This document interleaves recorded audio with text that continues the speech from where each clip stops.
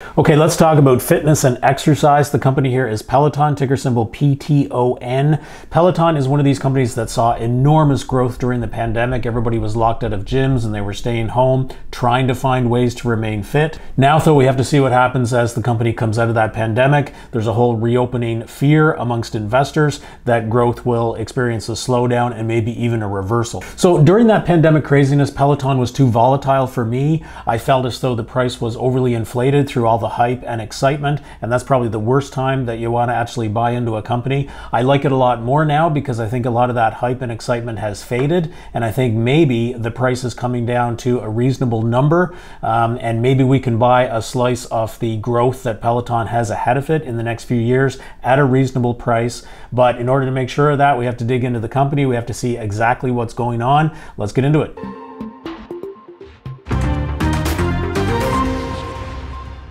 Okay, so Peloton, in terms of the story here, they've been around for about 8 years, and their claim to fame is this somewhat unique approach to connected fitness. So they come out with this exercise bike that has a screen on it, and they're using that screen to essentially become the Netflix of exercise equipment. And what they're doing is they're recruiting celebrity trainers. They're developing a lot of specialized fitness content in terms of classes that they're then streaming to these connected exercise devices at home. And so people are able to engage in this community aspect of fitness and take these specialized classes with these celebrity level instructors and actually get a lot of social media based feedback and involvement in this overall broader exercise community, which tends to make the customer fairly sticky because then there's this community involvement aspect that keeps them coming back for more and more workouts. So Peloton, like I said, experienced a lot of growth during the pandemic. You can imagine people were at home trying to find ways to stay fit. But they've stumbled lately, I think, because of reopening fears. And then there was this product recall news back in the spring where actually a child was killed. And there was a lot of fears of safety that led them to do this recall. They sort of screwed that up in the beginning. They sort of ignored the problem and tried to glide past it and only acknowledged it a little bit later, which caused a loss of confidence, I think, both within consumers and investors in Peloton. The stock price took a hit. Okay, so that's the basic story, right? Huge pandemic growth, price gets inflated, bad news, reopening fears, price goes down. Are we at a good place now where we can actually buy this thing at a good price? What's the upside potential?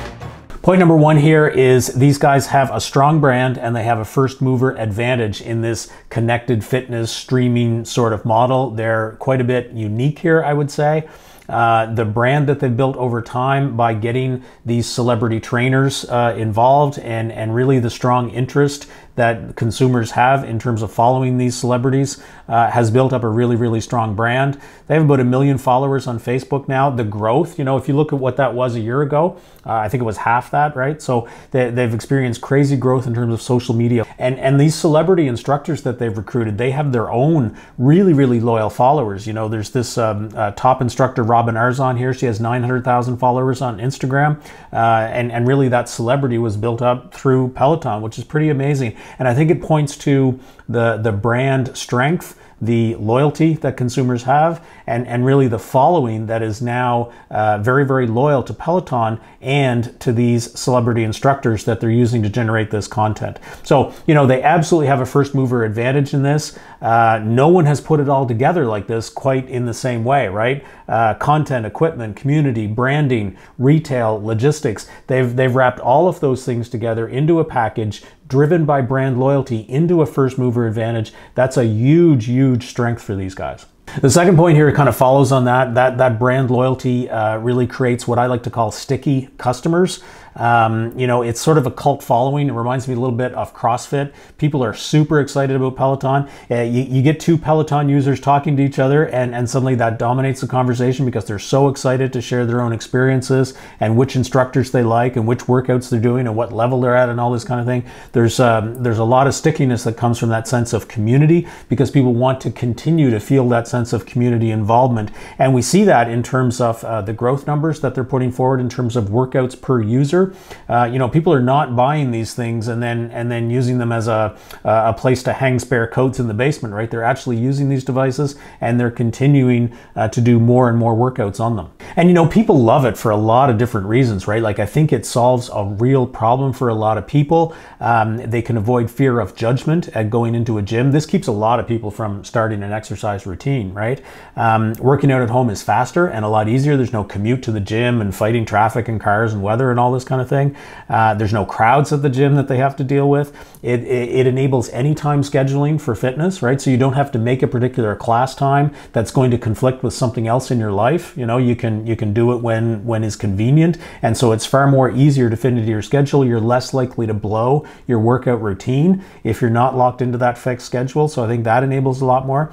And then finally, those celebrity instructors are absolutely fantastic in terms of generating sticky customers. People have their own favorite instructors, and they really want to see what these celebrity instructors are going to do in the next workout and in the next week and in the next month, and they're sticking in there for that content, and so they can keep consuming that specific exercise content. I've said before in videos that I love it when a business is vertically integrated, which means that they control all of the core aspects of their business, and they're not one of these organizations that sort of float on the top of multiple suppliers and they're pulling in products from different people and then integrating them. Peloton owns all of its own business, right? So, they have their entire stock in-house. They can control all aspects of that business. So this enables dynamic change over time, right? So if they suddenly find that their customers would enjoy a small feature or a small tweak or a change in the software or a change in the firmware of the exercise equipment or a different screen, whatever it is, they can respond to that really, really quickly because it's all in-house. They don't have to negotiate with suppliers and deal with supply chain problems and a lot of that kind of thing. So I think that limits their external supplier risk. It gives them an excellent ability to pivot and adapt. The last point I'll make here in the bull case is the growth potential that Peloton has going into the future. I think it's really good. I think there's still this renewed and growing interest in health and fitness coming out of the pandemic. I think people are more health conscious, they're more health aware, and I think they want to continue to get healthier. Peloton's in a great position to capture that piece of growth. I think there's going to be a lasting aversion to gyms in parts of some people anyway. I think COVID is going to simmer at a low level. We talk a lot about it becoming endemic. So over the next few years, I think that lingering hesitation to go back into a gym is going to influence someone's buying decision. And they're going to say, hey, well, I want to start an exercise regime. I could do it at home, or I could go and risk some level of exposure at a gym. I think it's going to tilt people toward the stay-at-home model. Peloton has some growth potential coming here too from their strategy of a broad market push.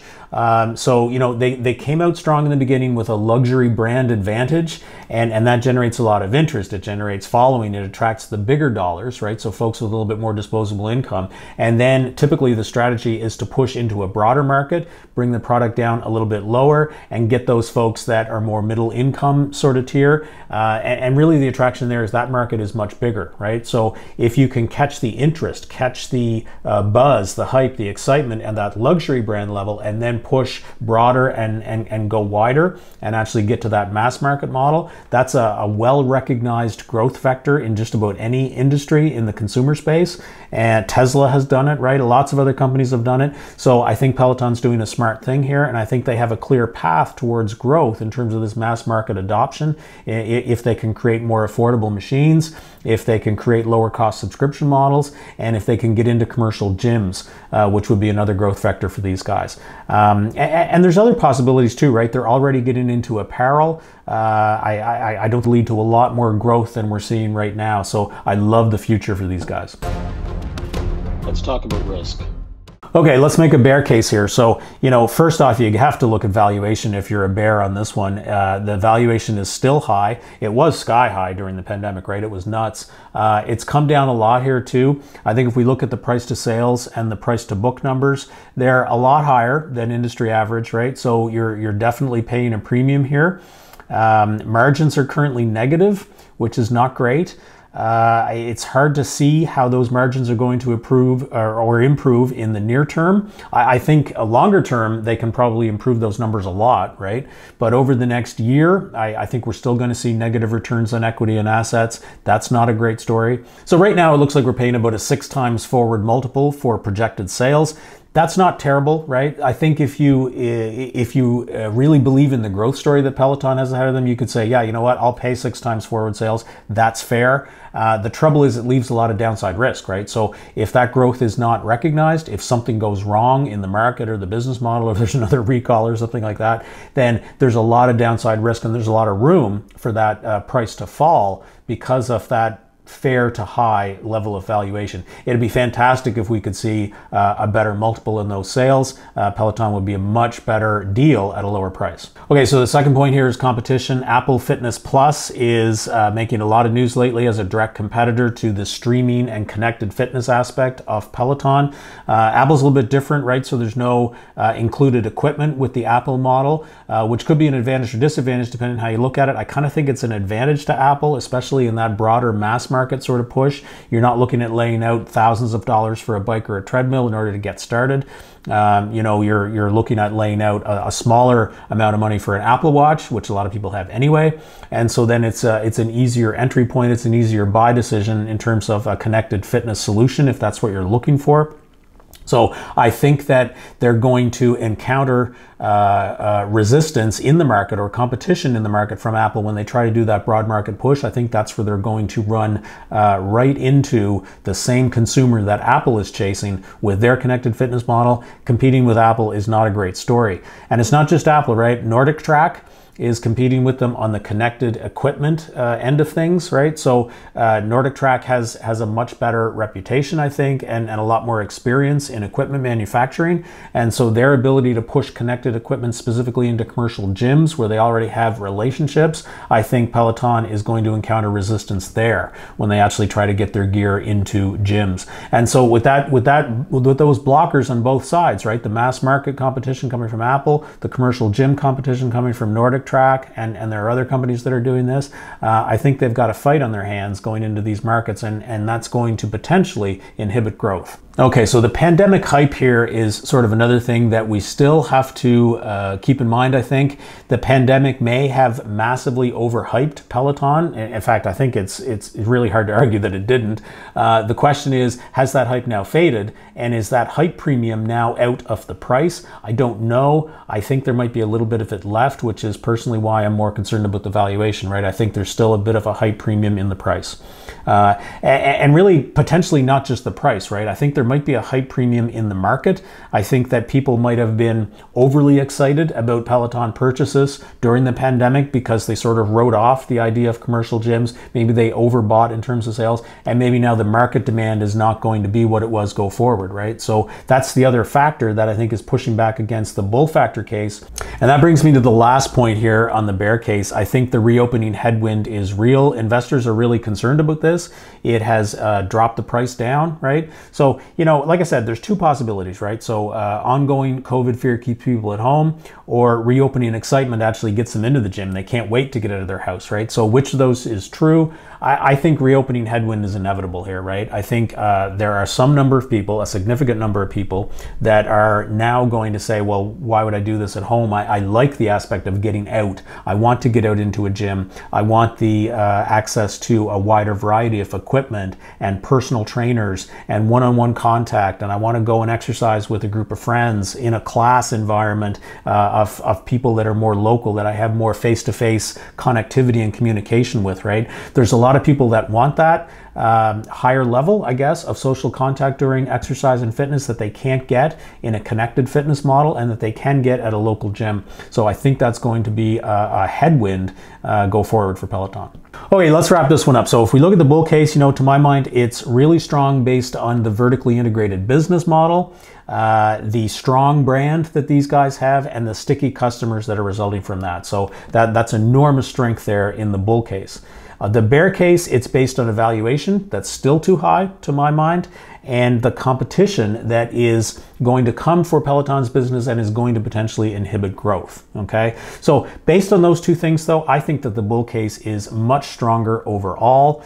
It's based on some really strong underlying growth drivers going into the future. I think that growth might not be as great as we might like it to be, but I think it's going to still be really, really strong. So I think we have a strong company in a good position to capitalize on strong growth potential go forward. So I really like Peloton. I am buying these guys on any significant dip. And really that's my hesitation based on the valuation, right? So I really want to own this company, but I really want to get a deal at the same time. And so I'm keeping an eye out here, and on any significant down day, I think that's a great day to accumulate some shares of Peloton and start building a position here on any kind of weakness. And that's it, guys. That's my story. Please throw that video a like if you enjoyed it, and stay tuned for the next one.